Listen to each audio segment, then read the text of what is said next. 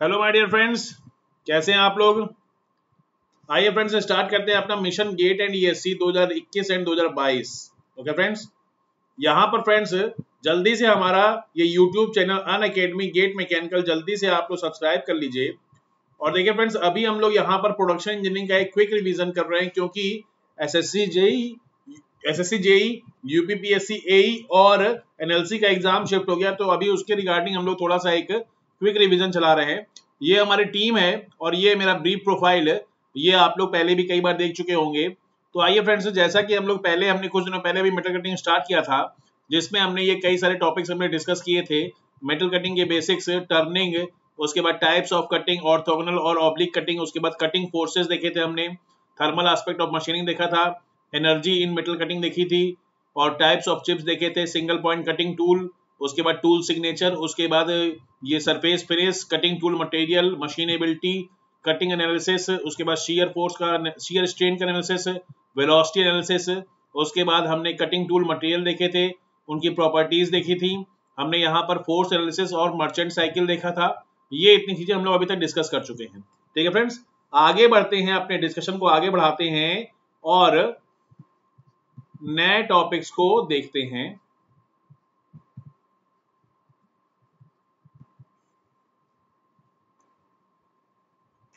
देखिए फ्रेंड्स, नया टॉपिक है हमारा Taylor's tool life equation. Taylor's tool life equation क्या कहता है। टेलर साहब एक साइंटिस्ट थे जिन्होंने ये पता लगाया कि चाहे वो कटिंग स्पीड हो या फिर फीड रेट हो या फिर डेप्थ ऑफ कट हो, इन तीनों को ही अगर अपने बढ़ाते हैं तो टूल लाइफ कम होती है, इन तीनों को ही कम करते हैं तो टूल लाइफ बढ़ जाती है। ठीक है ना। अब इन तीनों में से सबसे ज्यादा इफेक्ट पड़ता है कटिंग वेलोसिटी का, कटिंग स्पीड का सबसे ज्यादा इफेक्ट पड़ता है। 80 से 85% इफेक्ट जो होता है कटिंग स्पीड का पड़ता है। तो इन्होंने सिर्फ कटिंग स्पीड और टूल लाइफ के रिलेटेड एक फॉर्मूला दिया था, v इंटू टी की power n equal to C. Okay friends, ऐसा इन्होंने एक बताया फॉर्मूला, जहां पर v होता है कटिंग वेलोसिटी,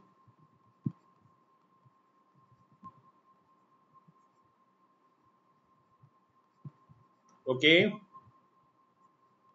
t है टूल लाइफ, n है टूल लाइफ एक्सपोनेंट,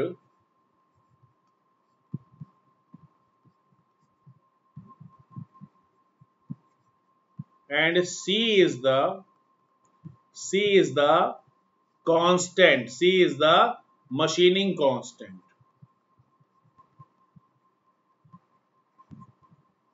ओके, तो यहां पर आपको कई सारे ऐसे न्यूमेरिकल्स देखने को मिलते हैं जहां पर आपको v1 इंटू टी वन की power n, v2 into T two की power n, v3 into T three की पावर n,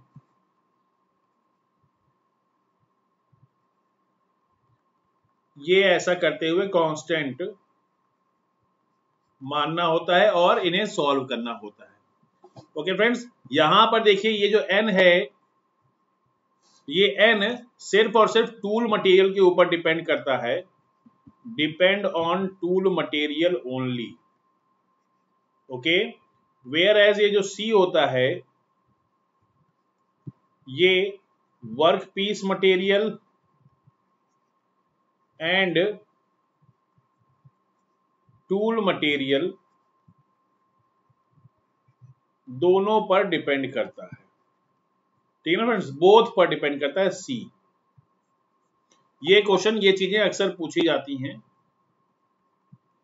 इंपॉर्टेंट है। अब देखिए, अगर मैं इसका डायग्राम बनाऊं, v इंटू टी की पावर n इक्वल टू सी का एक डायग्राम बनाऊं,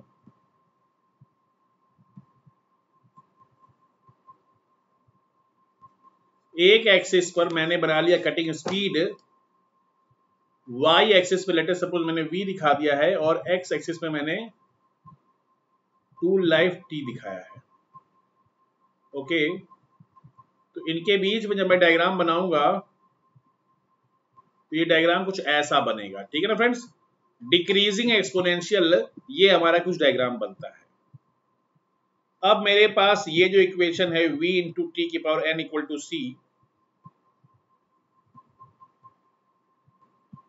इसका मैं अगर लॉगरिथमिक ले लूं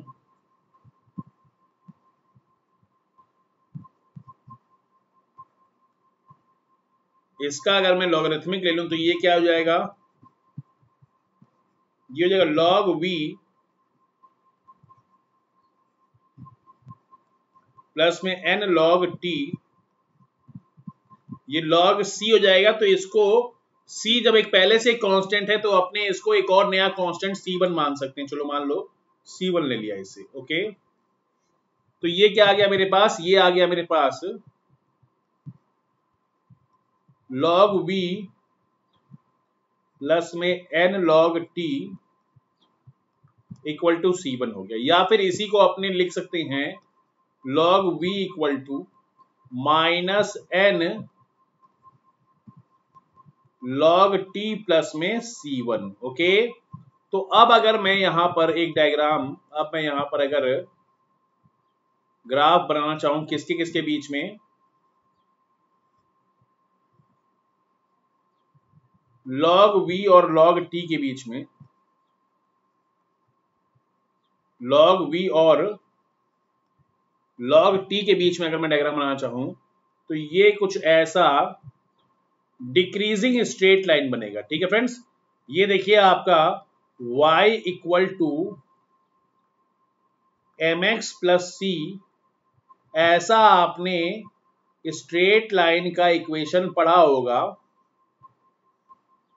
ओके, तो ये y की जगह पे आपने log v रखा है, x की जगह पे log t रखा है, c की जगह पे c1 है। ठीक है, ये इतना समझ में आ रहा है। और m की जगह पे माइनस n है, तो ये माइनस n होने की वजह से आपको ये डिक्रीजिंग स्लोप में स्ट्रेट लाइन बनानी पड़ती है। ओके, तो इन बातों का खास ख्याल रखिएगा, इन बातों का खास ख्याल रखिएगा। अब मान लिया अगर मेरे पास दो कटिंग टूल हैं ए और बी, दो कटिंग टूल हैं ए और बी,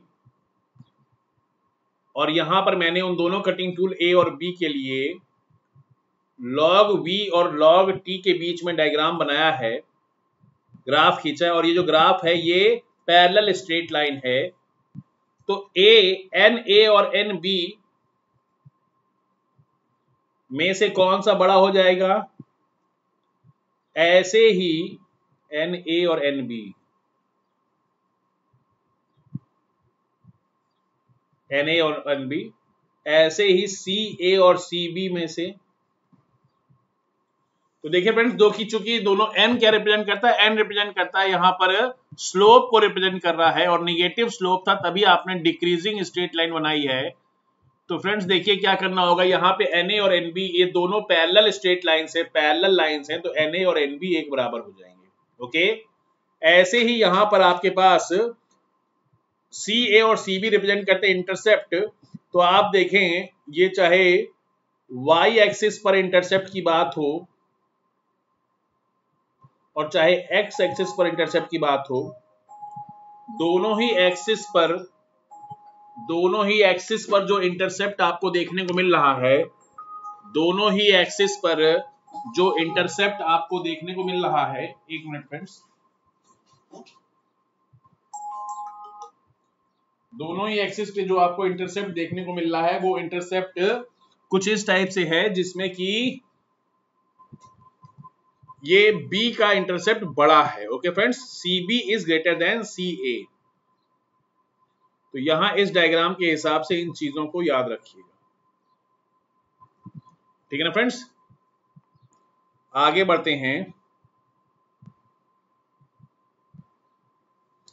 आगे बढ़ते हैं, नेक्स्ट टॉपिक को देखते हैं। ये हो गया हमारा टेलर्स टूल लाइफ इक्वेशन हो गया, टेलर्स टूल लाइफ इक्वेशन हो गया। आगे अगर हम लोग टूल वियर को देखें,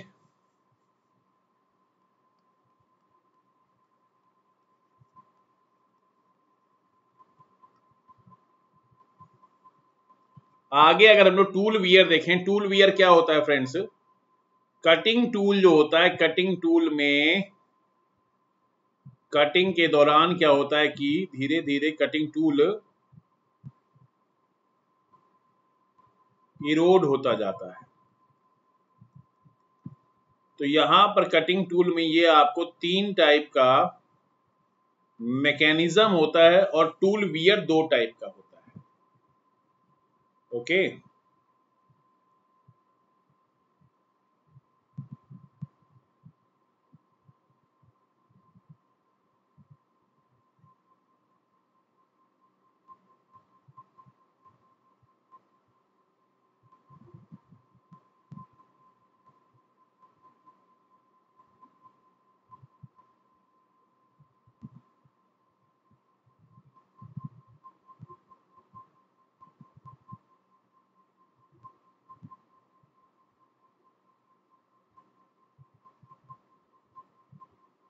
ठीक है फ्रेंड्स, देखिए क्या होता है कि ये जो ऊपर वाला वियर है,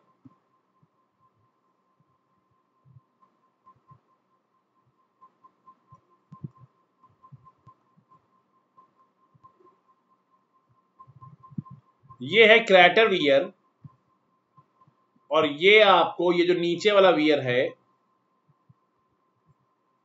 नीचे वाला या फिर साइड वाला जो वियर है, ये है फ्लैंक वियर। ठीक है फ्रेंड्स, तो हमने आपको ये बता दिया कि टूल वियर दो टाइप के होते हैं,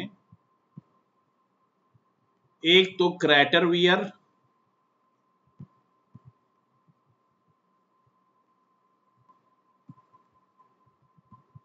और दूसरा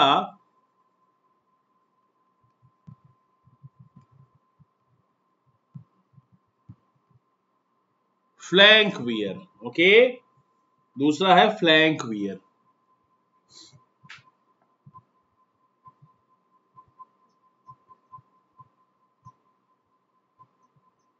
दूसरा है फ्लैंक वियर।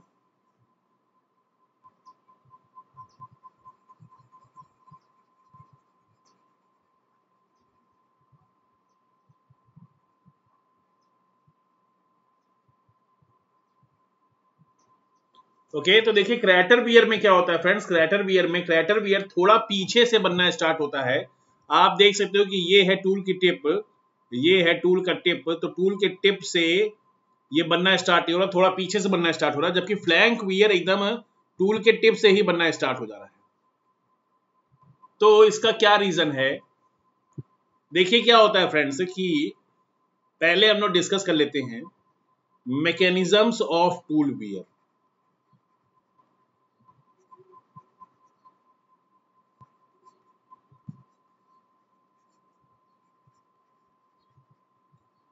देखिए फ्रेंड्स, यहां पर मैकेनिज्म्स ऑफ टूल वियर में हमारे पास ये तीन टाइप के मैकेनिज्म्स आते हैं। पहला मैकेनिज्म है एडहेशन।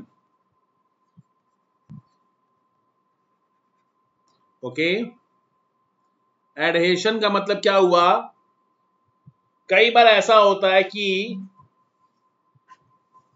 कटिंग होते होते काफी ज्यादा हाई टेम्परेचर पैदा हो जाता है, और जो वर्क पीस का मटेरियल होता है और जो कटिंग टूल का मटेरियल होता है, इनके बीच में एक स्पॉट वेल्ड जैसा ज्वाइंट बन जाता है। ओके,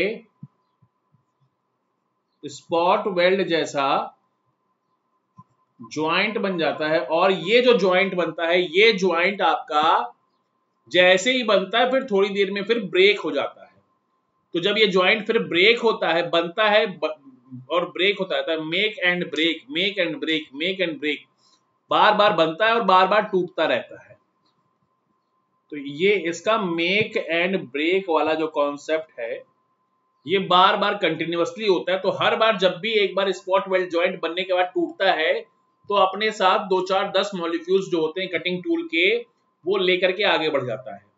तो ये काम जो हो रहा होता है, ये काम आपका इस तरीके से जब आपका आप आधे घंटे बाद या 1 घंटे बाद देखते हो, तो उसमें क्या होता है कि हर एक बार एडहेशन होने में, हर एक बार ज्वाइंट बनने और उसके टूटने में 2 4 10 मॉलिक्यूल निकलते जाते हैं। तो ये आधे 1 घंटे की प्रोसेस में ये काम कई बार, सैकड़ों बार, हजारों बार हो चुका होता है। तो इसकी वजह से कटिंग टूल में अच्छा खासा गड्ढा बन चुका होता है, अच्छा खासा क्या कहते हैं, वियर हो चुका होता है। तो इस टाइप का जो मैकेनिज्म है, इस मैकेनिज्म को हम लोग कहते हैं एडहेशन। एक दूसरा मैकेनिज्म भी है हमारे पास जिसे हम लोग कहते हैं एब्रेशन। एक दूसरा मैकेनिज्म भी है हमारे पास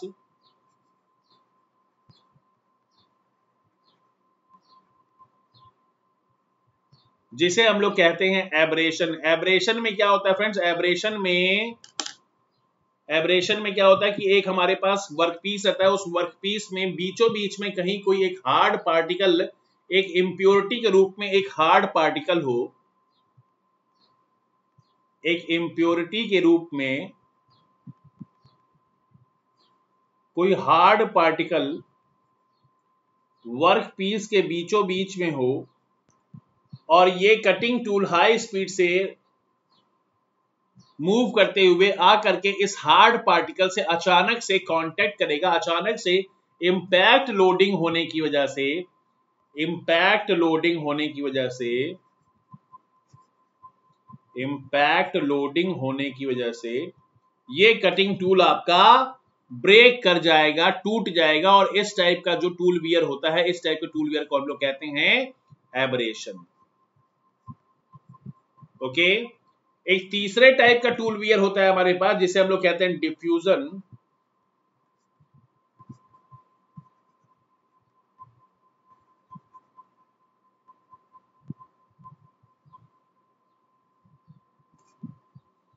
एक तीसरे टाइप का टूल वियर होता है जिसे हम लोग कहते हैं डिफ्यूजन। इसमें क्या होता है, डिफ्यूजन में क्या होता है फ्रेंड्स, डिफ्यूजन में ये होता है कि हम लोग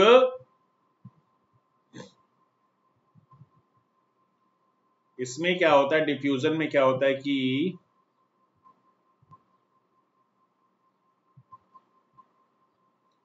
जब भी कभी कोई दो मटेरियल्स जो कि आपस में कांटेक्ट में हो और एक सफिशिएंट लेवल का हाई टेम्परेचर अचीव कर चुके हों, कांटेक्ट में हो और हाई टेम्परेचर अचीव कर चुके हों, तो जो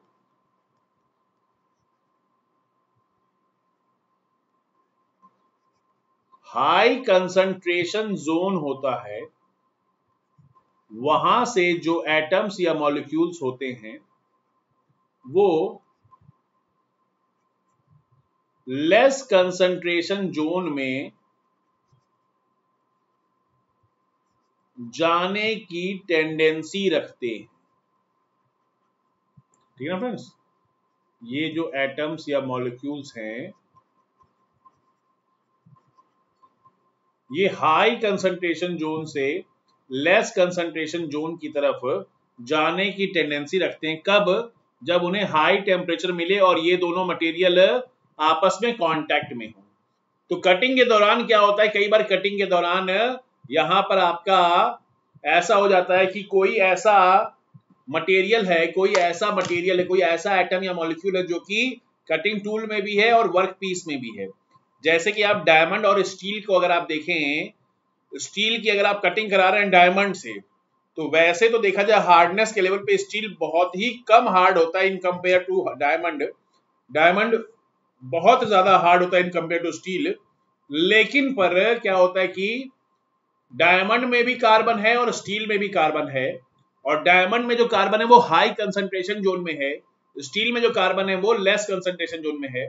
तो डायमंड का कार्बन स्टील डायमंड से निकल करके जब कटिंग कराते कराते थोड़ी देर के बाद एक हाई टेम्परेचर अचीव हो जाता है और अभी भी कटिंग चल रही है, तो यहां पर क्या होता है कि एक सफिशिएंट टेम्परेचर मिल गया है और दोनों चीजें वर्क पीस और कटिंग टूल कांटेक्ट में है।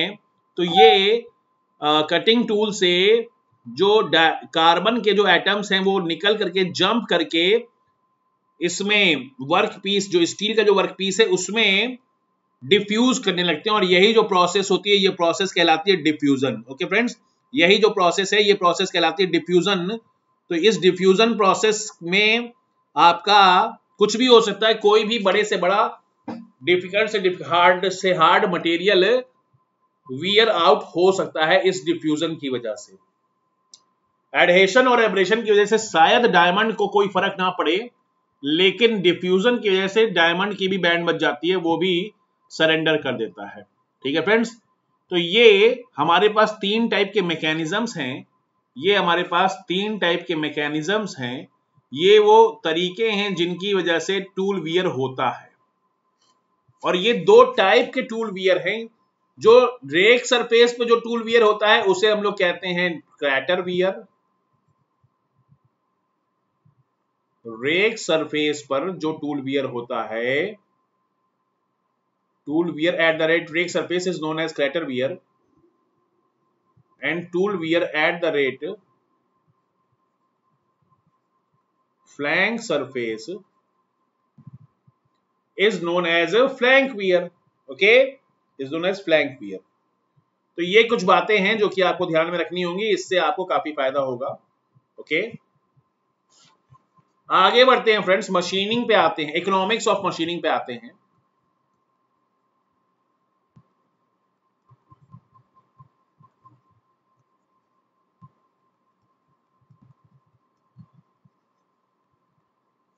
देखिए कटिंग टूल जो भी कहीं पर टोटल वर्क हो रहा होता है, मशीनिंग का जो टोटल काम हो रहा होता है, तो जो टोटल काम जो होता है मशीनिंग का, उसमें जो हमारा टोटल टाइम होता है, एक शिफ्ट की जो टोटल टाइमिंग जो होती है, उसको हम लोग फर्स्ट ऑफ ऑल तो machining time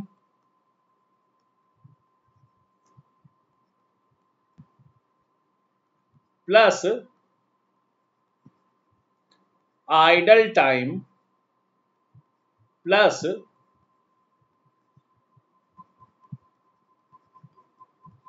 regrinding time and plus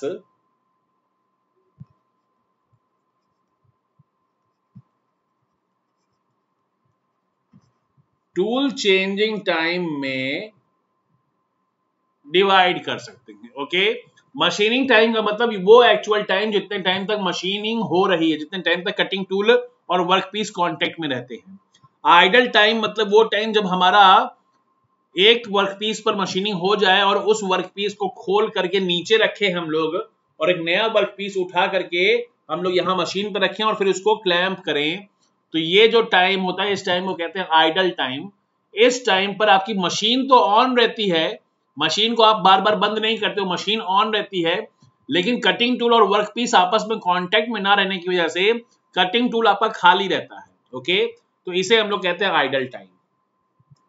तो अब ये सब चीजें आपके पास जब आ जाती हैं, तो यहां से आप क्या कर सकते हो, यहां से आप क्या कर सकते हो कि जब टोटल टाइम मिल गया आपको, अब आपको अगर ये पता है कि एक शिफ्ट में टोटल टाइम कितना है, आपको ये पता है, और वहां से साथ ही साथ आपको ये भी पता है कि प्रोडक्शन रेट क्या है, इस शिफ्ट का प्रोडक्शन रेट क्या है।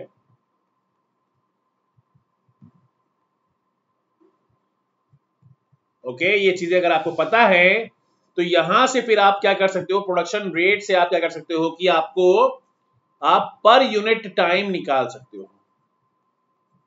टाइम पर यूनिट, ऐसे ही मशीनिंग टाइम पर यूनिट आ सकता है आपके पास, आइडल टाइम पर यूनिट आ सकता है, रीग्राइंडिंग टाइम पर यूनिट आ जाएगा आपके पास, और tool changing time per unit आ जाएगा। ओके, तो यहां पर जो टोटल टाइम है पर यूनिट, टीपी को हम लोग machining time, idle time, regrinding time और टूल चेंजिंग टाइम, इन चारों में कन्वर्ट करके आपस में ऐड कर सकते हैं।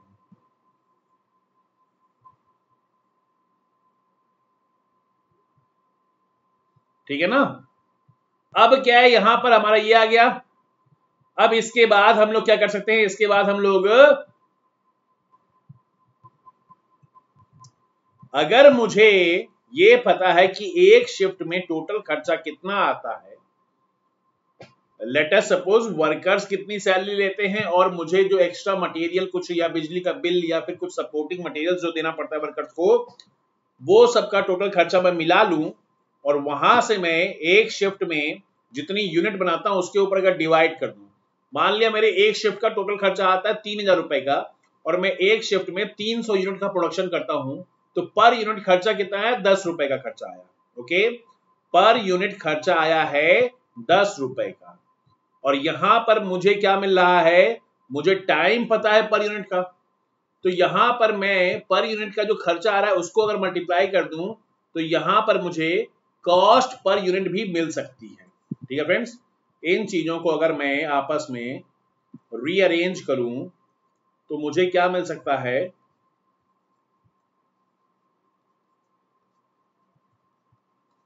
टोटल कॉस्ट पर यूनिट जो होगी, वो फर्स्ट ऑफ ऑल तो machining cost per unit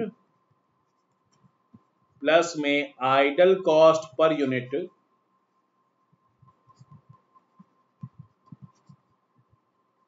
plus में रीग्राइंडिंग कॉस्ट पर यूनिट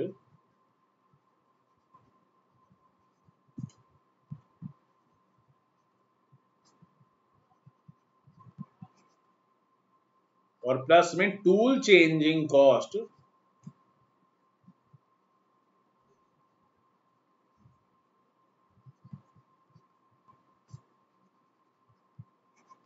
पर यूनिट करने से आपको मिलता है। तो ये क्या हो जाता है, ये हो जाता है कॉस्ट पर यूनिट सीपी जो होगी वो machining cost plus idle cost plus regrinding cost और प्लस में टूल चेंजिंग कॉस्ट, इनको आपस में जोड़ने पर आ जाएगी। ठीक है ना फ्रेंड्स। अब देखिए क्या होगा, अब देखिए क्या होगा कि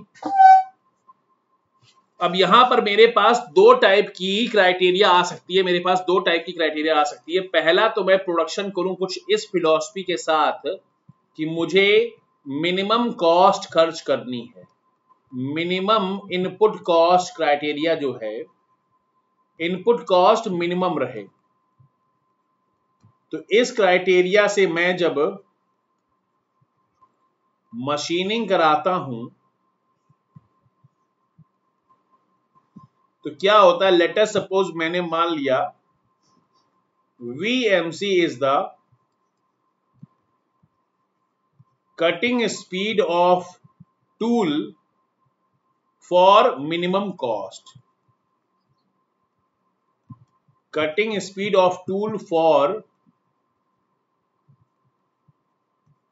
मिनिमम कॉस्ट। ओके, तो यहां पर मुझे पता है सीपी, मुझे पता है क्या, सीएम प्लस सीआई। सीपी क्या है, सीपी है सीएम प्लस सीआई प्लस में सीजी प्लस में सीसी। ओके, तो मैं क्या करूं, इस सीपी को डिफरेंशिएट कर दूं किसके रिस्पेक्ट में, वेलोसिटी के रिस्पेक्ट में, और इक्वल टू 0 कर दूं। तो यहां से मुझे एक फाइनल सॉल्यूशन मिलता है क्या, VMC जो मिलता है मुझे, VMC जो मिलता है वो मिलता है C डिवाइडेड बाई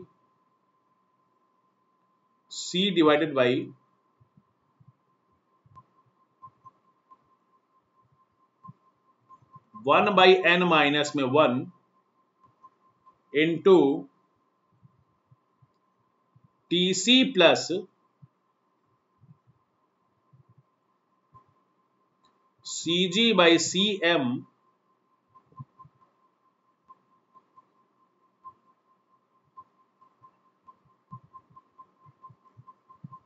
की पावर में n। ओके, और यहां पर क्या हो जाता है, TMC क्या हो जाता है, TMC क्या हो जाएगा, टूल लाइफ क्या होगी। जैसा कि फ्रेंड्स हमें पता है V इंटू टी की पावर n जो होता है वो होता है C, या फिर V equal to C by में T की पावर n होता है। तो आप देखिए यहां पर ये है V, ये है C बाई में T की पावर n। तो ये जो नीचे जो पावर n के अलावा जो चीजें हैं आपके पास वो हो गई TMC। ये क्या हुआ, 1/n माइनस में 1 TC प्लस में CG/CM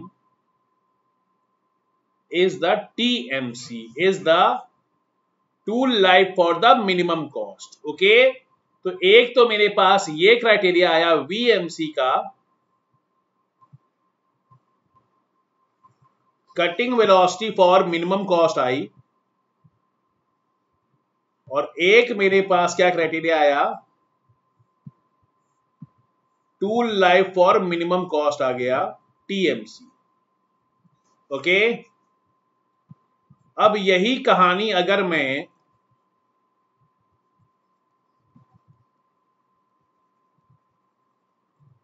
मैक्सिमम प्रोडक्शन रेट के लिए अपनाऊं, मैक्सिमम प्रोडक्शन रेट के लिए मैं चेक करना चाहता हूं कि वहां पर कटिंग स्पीड क्या आएगी या फिर ऑप्टिमम टूल लाइफ क्या आएगी। तो लेट अस सपोज मैंने मान लिया VMP is the cutting speed for maximum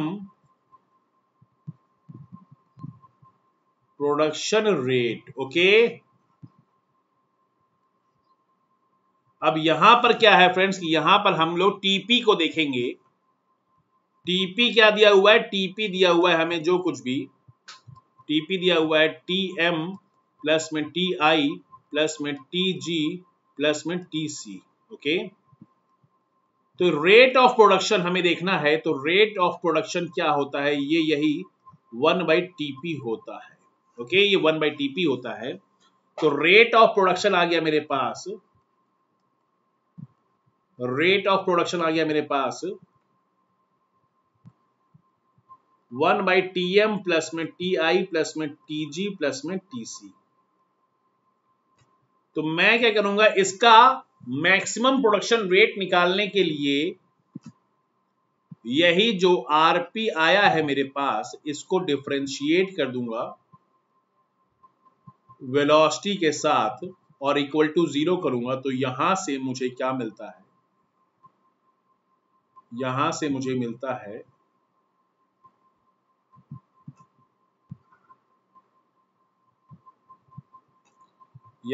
मिलता है VMP। VMP क्या है, C डिवाइडेड बाई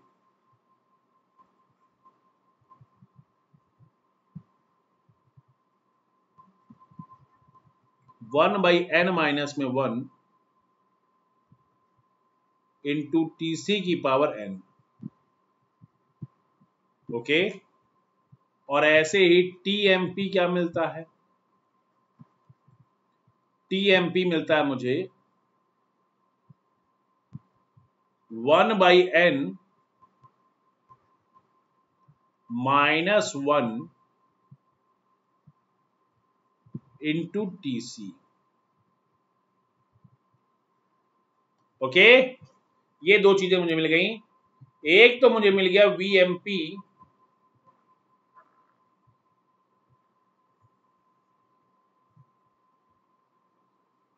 और एक तो मुझे मिल गया TMP।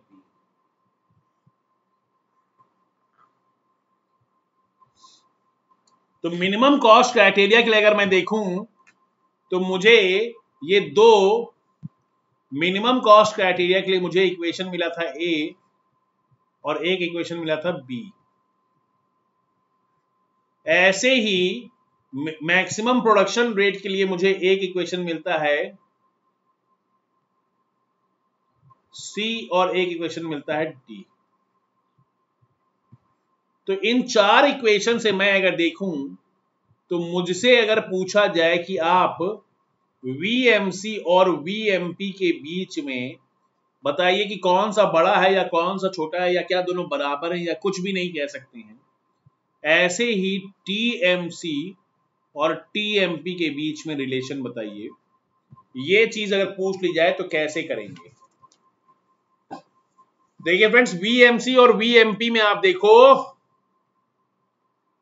VMP will always greater than VMC and TMC।